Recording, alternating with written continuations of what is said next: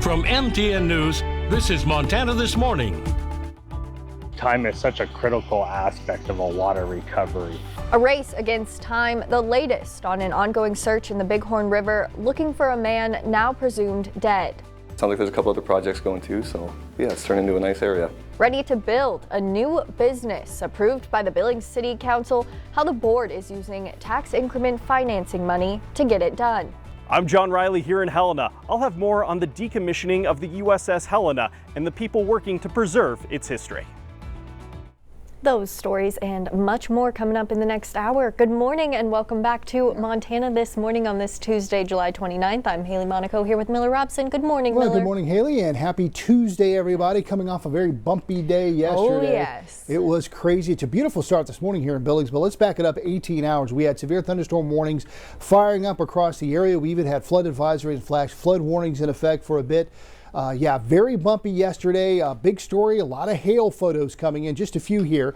This is from Michelle, quarter-size hail off of Frontage Road. Another shot here. That's a hen egg size hail from Jeanette in Joliet. So if you've got any storm photos, send them in to us via the Q2 Storm Tracker weather app. You can email us weather@ktvq.com. I've got these photos posted on my Facebook page, meteorologist Miller Robson. If you want to check more photos out, or if you've got a storm photo you want to share, post it on there. We may try to get it on the air for you. Now, we still have a little bit of rain around Baker, just to the north of Ekalaka as well. Colstrip, maybe a few drops of rain. Miles City may get a shower this morning, maybe around Broadus. Sheridan, maybe a few drops. But as we get into the afternoon, things like yesterday will start to fire right back up again. So we do have a threat of more severe weather across the area. So yeah, batten down the hatches. We are in this unsettled weather pattern all the way through the weekend. Each and every day, daily showers and thunderstorms possible, mainly in the afternoon and evening. Could see some overnight storms as well. Tomorrow could be very heavy rainfall with these slow moving storms, and I'll explain why coming up here in just a bit. All right, looking forward to it. Okay. Thanks, Miller. Yeah. An investigation is ongoing this morning, and a man is dead after a pursuit ended in an officer-involved shooting. This after a Cody police officer tried to pull over a driver in the city. Police say this happened in the 2600 block of West Avenue in Cody last night, just after 8 o'clock. Officers then say the driver did not stop, prompting officers to begin pursuing him through the city. Then onto Wyoming State Highway 141620, traveling eastbound. Officers say that chase ended near mile marker 58 when the suspect experienced an unknown mechanical failure and the vehicle became inoperable. When officers made contact with the suspect, that's when they say the officer-involved shooting happened, killing the suspect. No officers were hurt. The incident is being investigated now by the Wyoming Department of Criminal Investigation. This morning, Billings police are asking for the public's help as a possible homicide investigation unfolds. Officers are looking for these two people believed to have information about a deadly shooting last Wednesday. 19-year-old Waylon Limpy Jr. was found shot after being driven to the Billings Clinic parking lot. The shooting happened in the 700 block of Cook Avenue. The coroner hasn't yet released the official cause of death. It's a story making headlines across the nation. Former Montanans brutally murdered while hiking with their children. Clinton and Kristen Brink, once residents of Miles City, were attacked in broad daylight at Devil's Den State Park in Arkansas. It's a crime that's sending shockwaves far beyond state lines. MTN's Hannah Pettiferi has more. A crime that happened 1,200 miles away has left Miles City shocked. I still can't quite wrap my brain around it. It's just hard to believe.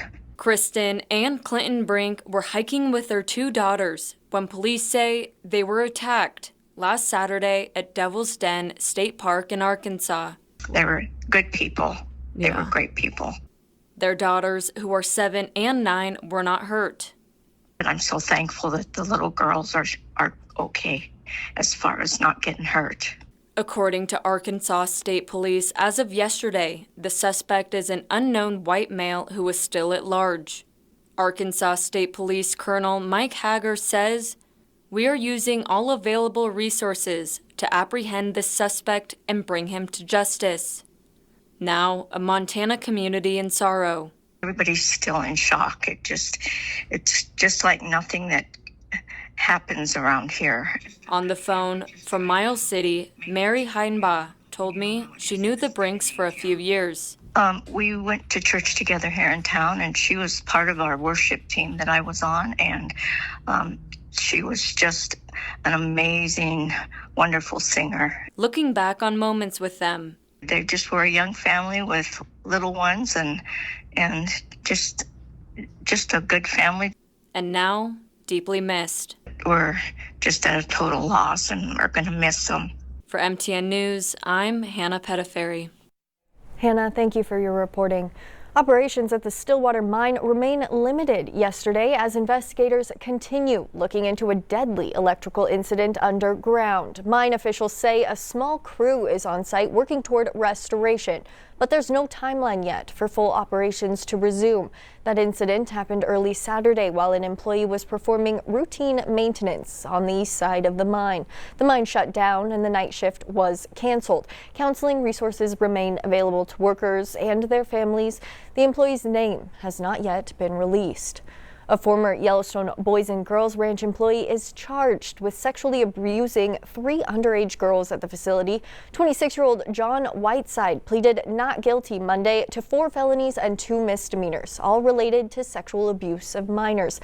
The case began in May of this year when a worker at the ranch said a female resident had disclosed inappropriate behavior by Whiteside to a therapist.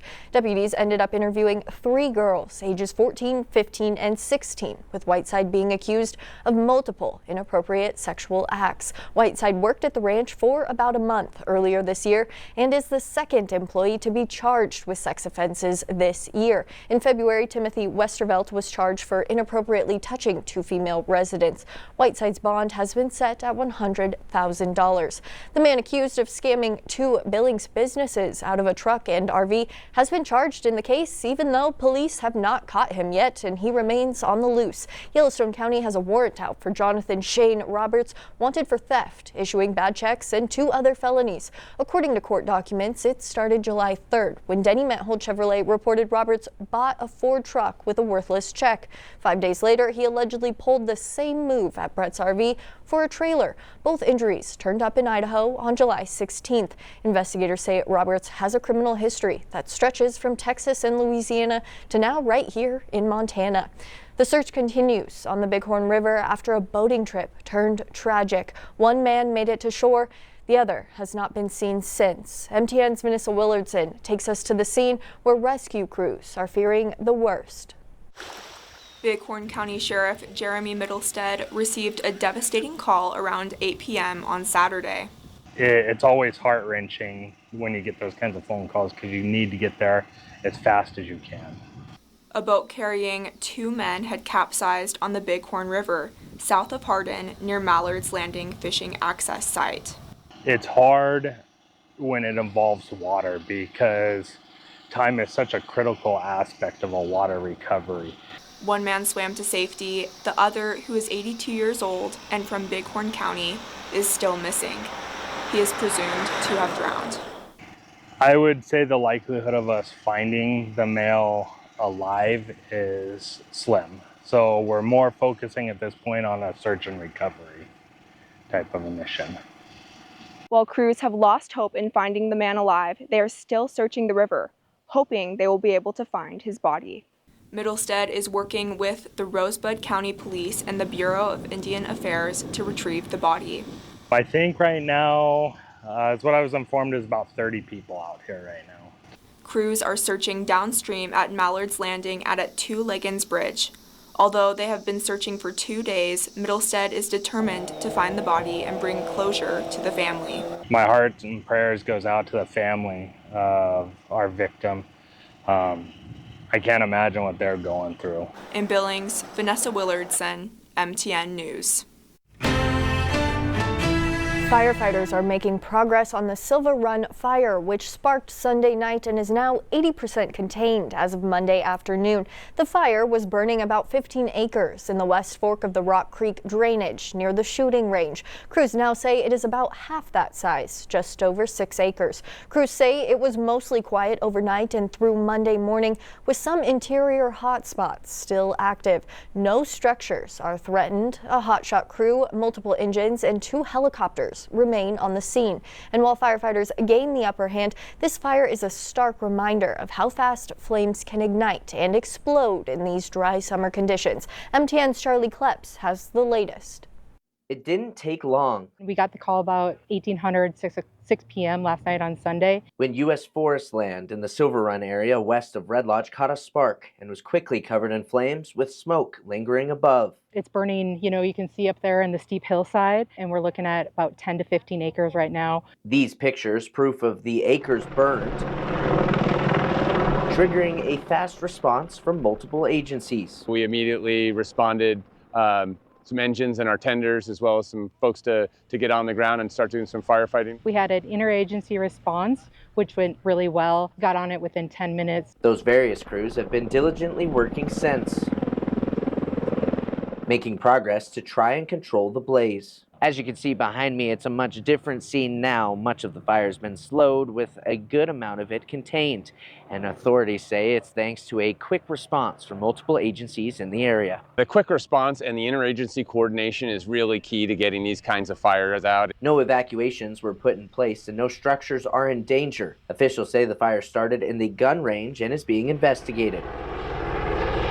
Meanwhile, crews continue to work, and while progress has been made, officials know it's just a sign of what's to come. It's that time of year where the fuels are drying out. We're at a moderate, moving into a high. We see a lot of fire activity this time of year, and our fires here can grow big really, really fast. Which is why they're imploring those in the outdoors to be cautious and responsible, knowing how quickly things can turn. People just need to be careful when they're out recreating in the wildland areas and just making sure they're careful. Near Red Lodge, Charlie Kleps, MTN News. Thanks, Charlie. As you head out this morning, keep in mind that starting this morning, some streets throughout downtown Billings are going to be a lot different. Billings City crews say they will go street by street, striping the roadways in the new layout, transitioning those streets into two-way routes.